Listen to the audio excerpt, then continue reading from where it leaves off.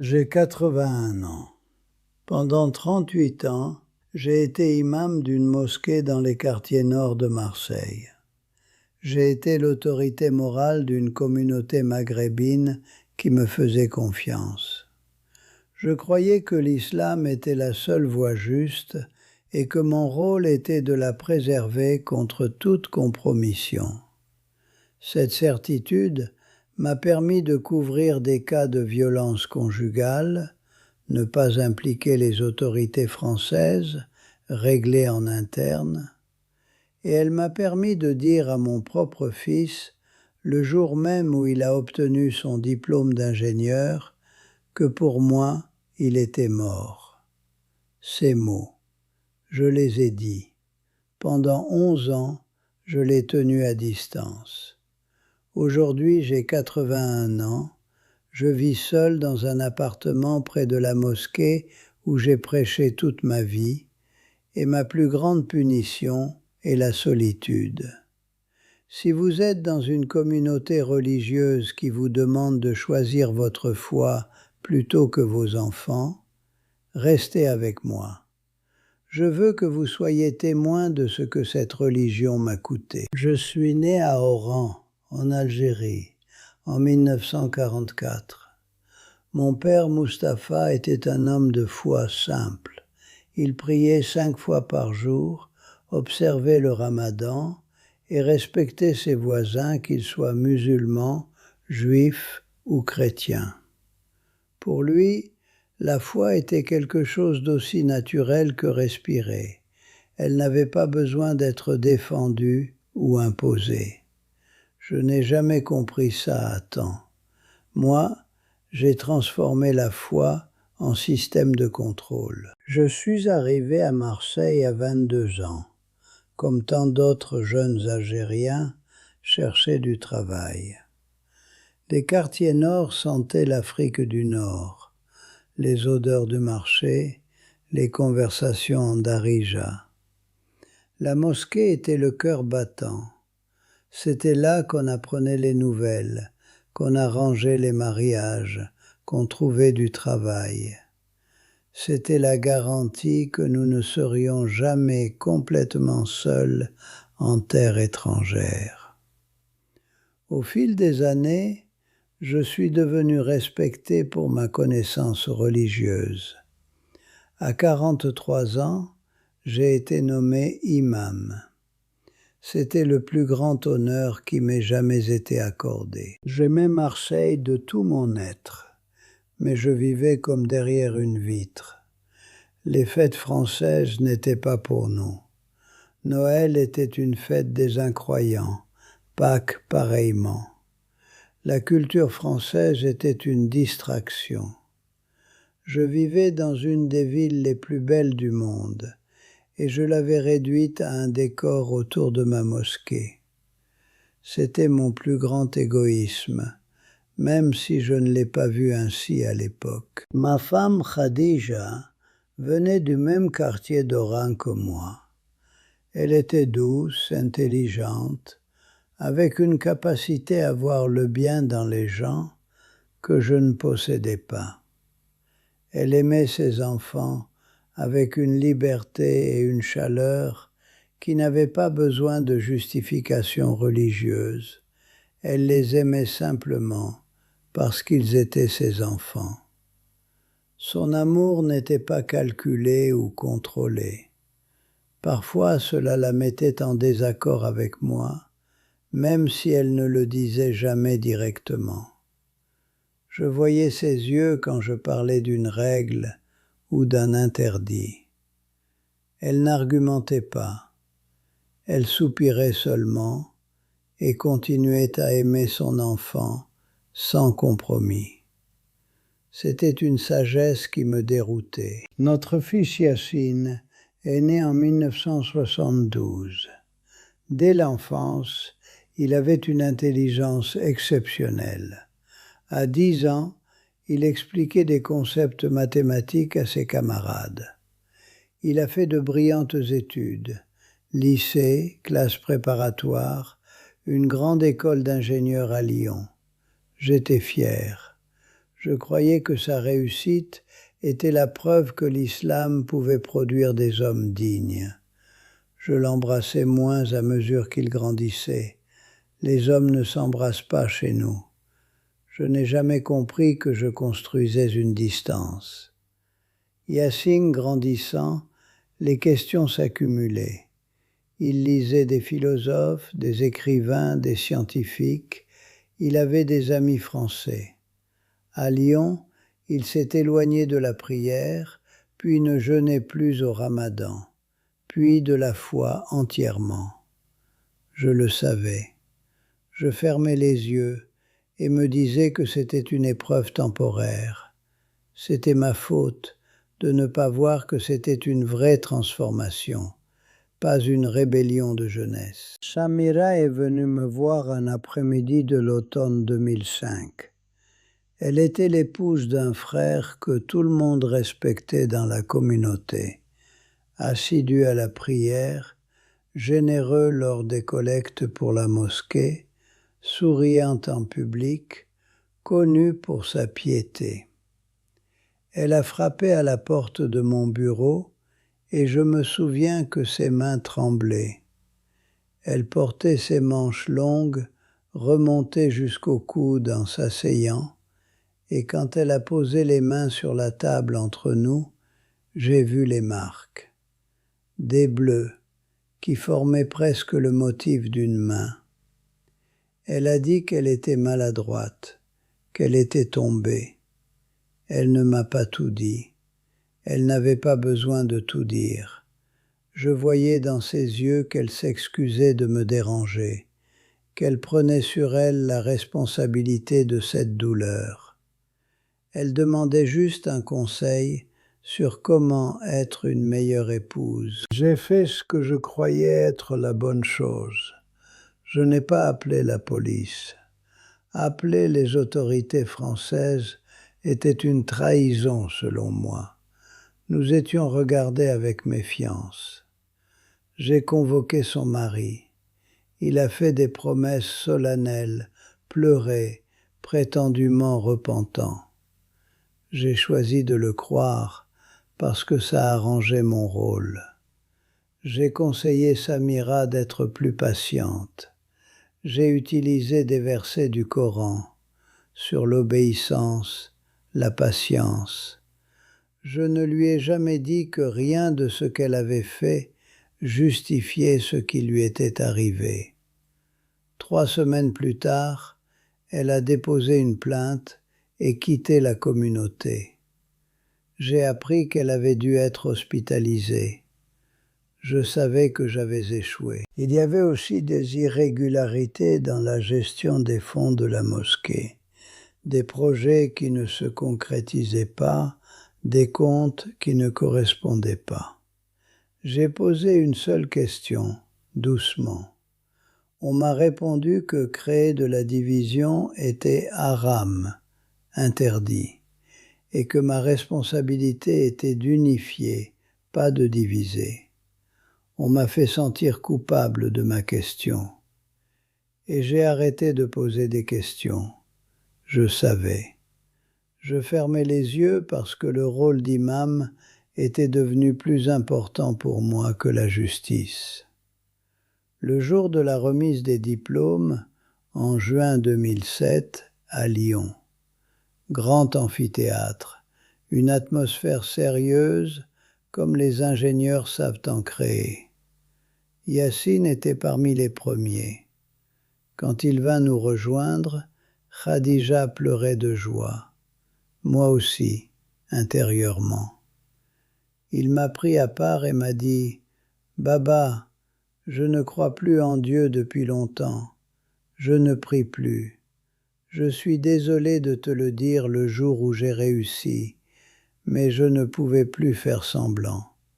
Tu mérites la vérité. » Je me suis levé. Je suis sorti sans un mot, sans me retourner. J'ai pris le premier train. Dans ce wagon, seul, j'ai dit tout bas, « Tu es mort pour moi. » Je n'ai pas eu le courage de lui dire en face. C'était ma décision. Je décidai que le jour de son plus grand succès, serait le jour où je le tuerais pour moi. Son diplôme encadré est arrivé par la poste quelques semaines plus tard. Il me disait « Regarde ce que j'ai accompli, est-ce que tu peux m'aimer quand même ?» J'ai mis le diplôme dans un tiroir de ma chambre. Il y est encore. Je ne l'ai jamais accroché au mur.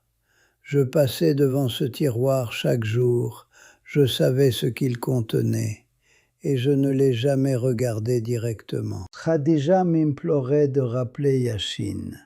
Elle disait « C'est notre fils, il a décidé de vivre autrement, c'est sa vie. » Je répondais que le droit chemin ne souffrait pas d'exception. Elle a arrêté après quelques mois. Son silence était plus lourd que n'importe quelle conversation. Elle me regardait parfois avec de la pitié. Elle voyait que je me punissais moi-même. Je continuais quand même. Elle est morte il y a 6 ans, un cancer qui s'est déclaré rapidement. Dans ses dernières heures à l'hôpital, elle a serré ma main et elle a dit « Rappelle Yassine, je te le demande, ne laisse pas les choses comme ça, ne laisse pas l'orgueil te voler tes enfants. » Ses yeux étaient clairs, elle parlait avec une force surhumaine, celle des mourants qui savent qu'ils parlent pour la dernière fois. J'ai hoché la tête, j'ai dit « D'accord », comme si j'allais le faire. Je mentais à une mourir. Je n'ai pas rappelé. Le deuil s'est prolongé en mois, en années. Il vous durcit, vous ferme. Yassine s'était marié avec Sophie, une femme française non musulmane. Ils avaient des enfants, mes petits-enfants que je n'avais pas décidé de connaître. Je n'en savais pas plus. Yassine avait arrêté d'essayer. Des problèmes cardiaques à 79 ans. Douleur à la poitrine irradiant vers le bras gauche. J'ai ignoré ça 2 semaines. Puis, pendant la prière, je me suis écroulé. 3 nuits à l'hôpital de la Timone, l'hôpital où Yassine était né. Seul. Les médecins ont dit que j'avais eu de la chance. C'était une alerte.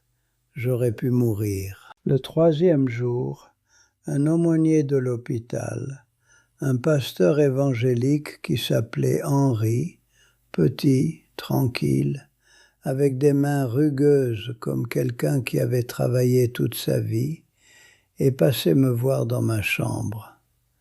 Je ne sais pas pourquoi. Il a pensé que l'imam dans la chambre 314 avait besoin d'une visite. J'ai dit que j'étais imam et que je n'avais pas besoin de sa pastorale, que j'avais ma propre foi qui était bien assez, merci. Il a souri, pas un sourire moqueur, un sourire doux, et il a dit qu'il comprenait et qu'il reviendrait seulement si je le souhaitais. Avant de repartir, il a laissé une Bible en français sur le bord de mon lit, pas comme un geste de conversion, mais simplement comme s'il avait oublié de la prendre. Il a dit « Au cas où vous aimeriez la lire », et il a fermé la porte doucement. La première nuit, je ne l'ai pas touchée. Elle était là, sur le bord du lit, et je l'ignorais avec toute la force de ma volonté. La 2e nuit, je l'ai regardée. J'ai lu le titre, Évangile selon Jean. J'ai pensé à ce que j'avais enseigné pendant 38 ans, que le Coran était la vraie parole de Dieu, que tout ce qui s'en écartait était une falsification ou une erreur. Mais j'étais un homme seul, dans une chambre d'hôpital, qui venait de frôler la mort, et les certitudes ne réconfortent plus. La 3e nuit, seul et sans sommeil, à 4 heures du matin, les infirmières dormaient, les machines faisaient leur bruit régulier, et il ne restait que moi et le silence. je l'ai prise. J'ai ouvert la Bible en français simple, pas une traduction commentée, juste le texte dans ma langue, brut et vivant. J'ai commencé l'évangile de Jean. Au commencement était la parole, et la parole était avec Dieu, et la parole était Dieu. J'ai lu toute la nuit.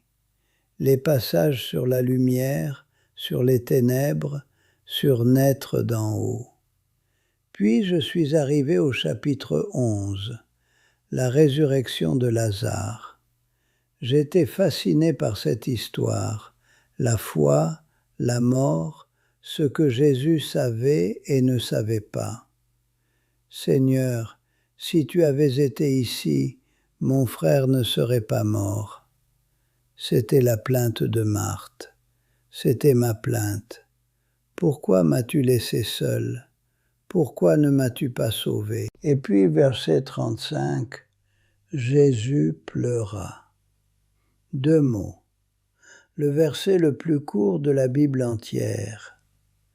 J'ai posé le livre sur ma poitrine et je suis resté immobile très longtemps. Pendant 38 ans, je n'avais jamais, dans aucun sermon, dans aucune conversation spirituelle, prêché un Dieu qui pleure. Un Dieu qui s'arrête devant un tombeau et pleure aux côtés de ceux qui sont en deuil, qui partagent leur douleur sans la fixer ou la juger. Je n'avais prêché qu'un Dieu de règles, de récompense pour l'obéissance et de punition pour la désobéissance.